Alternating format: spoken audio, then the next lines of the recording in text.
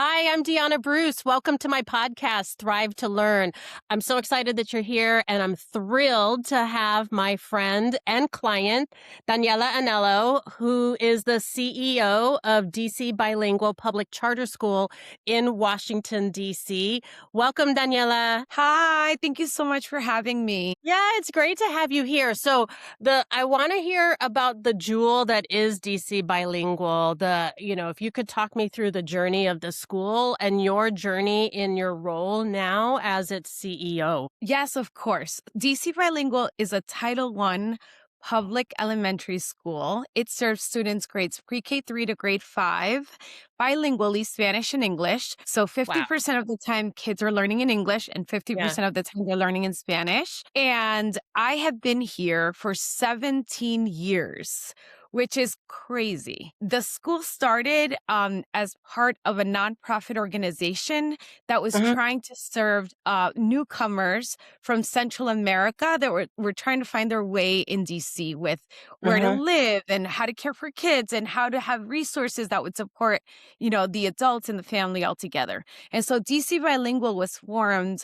from that nonprofit idea that takes a whole well-rounded community to provide the resources necessary to make families thrive. And so the school, which begins pre-K 3, is no longer affiliated with that particular nonprofit because to run a charter school, it requires a whole other host of legal and compliance requirements where it had to stand alone. Right. And Yeah. as a result, we've tried to create a community that still captures that essence of Uh-huh. family, belonging, values, culture, traditions, everyone being, their full selves. And at the same time, we're trying to capture rigor in academic learning and having kids, excel in all the academic areas, plus fully, capture the essence of what it means to be a child and have access to resources as needed. But you attract folks from all over town. It's not just sort of new arrivals, newcomers, or immigrants. You have sort of folks born here, or families from all over town. Yes, at the beginning, because the school was formed from the nonprofit, at the beginning, knew who the school was, and families that were being served by the nonprofit would naturally then gravitate to the school. So at the Mm. beginning, it was majority Latino families, majority native Spanish speaking. Mhm. As time has gone by and the school has become independent and very successful, it attracted a host of different types of families. Families that may speak only English at home, families that may speak a third language at home, or that continue to speak Spanish at home. So people are attracted to it for a variety of different reasons. One Right. is yes, the language learning. Mhm. Others, it's because of the community and holistic child approach that we Mhm. have to educating kids. And some because they hear about the reputation and Right. they want to be affiliated with a school that's, centering the child and families. Mhm, mhm.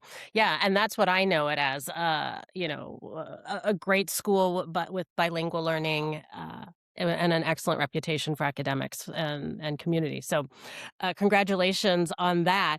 One thing that I admire so much about you, Daniela, is empathy, and empathy is very important to me in the work that I do when I work with clients, is helping them as leaders really center themselves with empathy so that they can really understand what their community needs. And you're like an empathy machine, an empathy queen, whatever you want to call yourself or whatever I'm going to call you.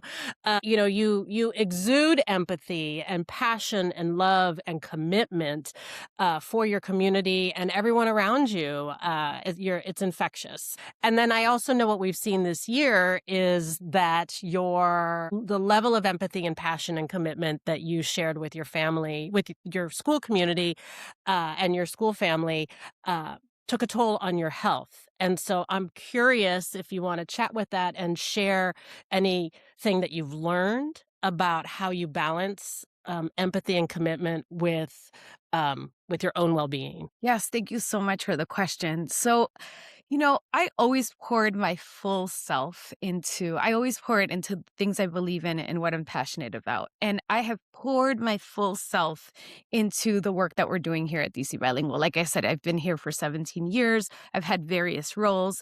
The reason that I joined this community is because I'm a first generation immigrant myself. And when I see the children that are coming through and I understand the struggles that their parents may be having, and I wanna pour in love, care, understanding, and Yeah, support, and so right. it's always been how I lead. I lead with a full heart. Now, recently, when, the safety of our children was you know, incredibly important. I mean, it always has been, but suddenly it became more important than ever because we were seeing, ICE activity surrounding the school and really scary to many staff, to myself, to our students and our families. Mhm. I was the person protecting our community in, the front line supporting Right. because Yeah, if I could defend my community and our kids, our staff, our families, then they could focus on coming to school and right. focusing on school and Mhm, taking care of kids. So mhm. I ended up being very external facing and advocating for the needs of our families to keep them safe. During a time that was really tense because we're all still fearing the safety of ourselves on the streets. Yeah. I unfortunately, because of the stress that I was undergoing, had a shingles virus outbreak attack on my facial nerves. And so for the past 5 months, I've been dealing with a condition called Ramsay Hunt syndrome, where the right side of my face has been paralyzed.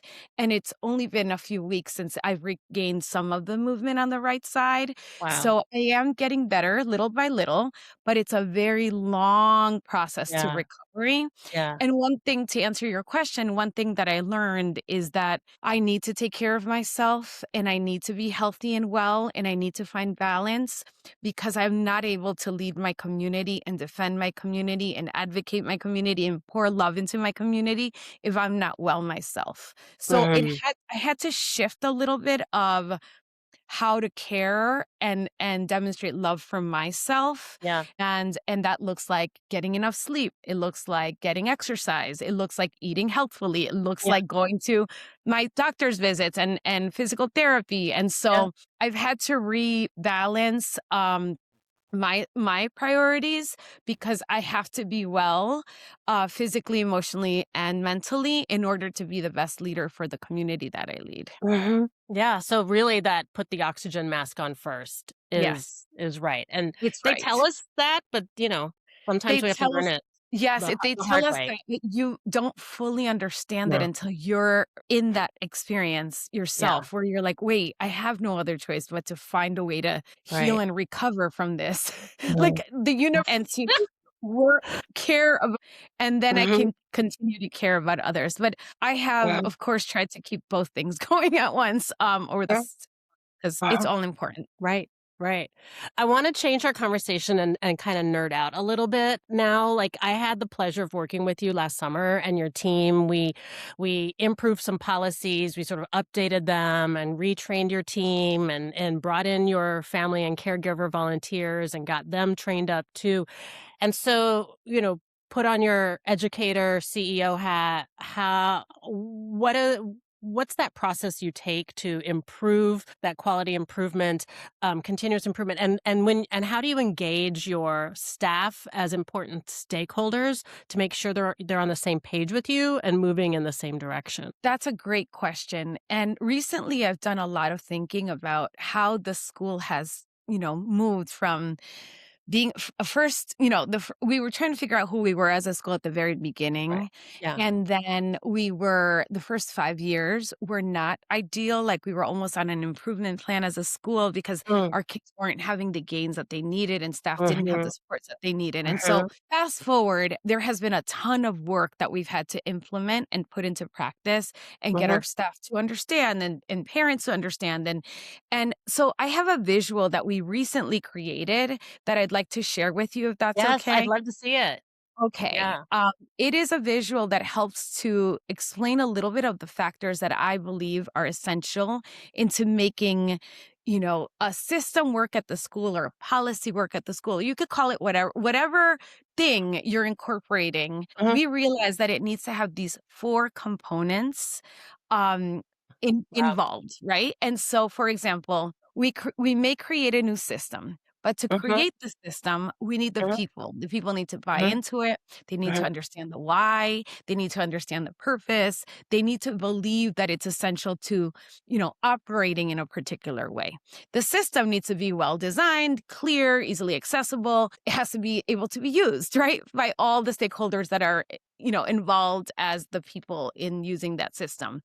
The system has to have alignment. It has to be aligned with their school mission and vision, obviously. It has to be in sync with everything else we're trying to do as a school. If it's Right. a system and a plan that we created out of the blue, it's not Mhm. embedded enough with the core components of the school to make it last and be meaningful long term for those school operations. Mhm.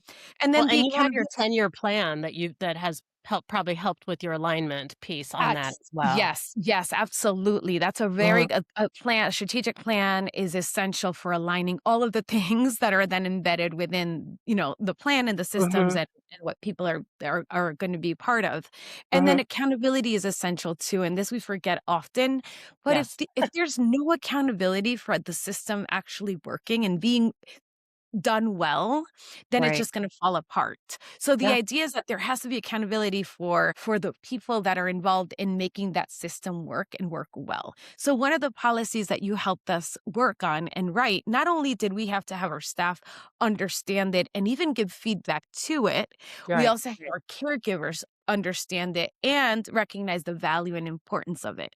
And then we Mhm. have a system for monitoring that policy is being understood and taught and followed by the stakeholders that need to understand and be part of that system working. It is in alignment. So the policy that you helped us work on is our sexual awareness abuse prevention policy.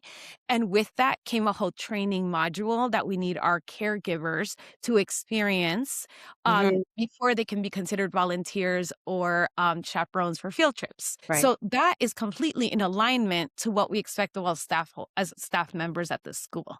And so Mhm. there's alignment between the caregivers, the staff members, the HR department, our policies. We're all speaking the same language here. Right. And the people involved recognize the value, the need, and understand the why. And then there's a system for tracking all the trainings that have happened, who has attended them, and who's approved as a volunteer chaperone or a volunteer of the school. And accountability is definitely there because we need to make sure that every single person that is going to then sign up to go on a field trip has been held accountable for going to Right. the training and we are tracking it. And if they haven't gone to the training, they can't be chaperones. And that's Right. where it's hard, right? It's saying you didn't follow the system or the process and you're not in alignment with what's expected. Therefore, we're sorry, but you can't be a chaperone. And so And that's I an really love I love the way that, last summer you kept asking, "How are we gonna know if they took it? How are we gonna" you were already so focused on systems and accountability, and it was so refreshing to see you not just wanna stand something up, but really follow through and be able to say back to your community, "No, and we followed through, and everyone did participate, and now we have a process, and we're gonna exactly, keep following it and keep tracking it." Um exactly. which is exciting. Well, thanks so much for sharing this with me. I'd love to close out now. It's been really exciting, really fun to hear you talk about your journey this year. It's been quite a busy and hard school year for you. But what keeps you up at night? I think the safety of our children, I think that continues to be front and center for me because I can control how kids, staff, and families feel the moment they walk into the building. And I'm Mhm. sorry, I'm suddenly getting emotional. I'm so sorry.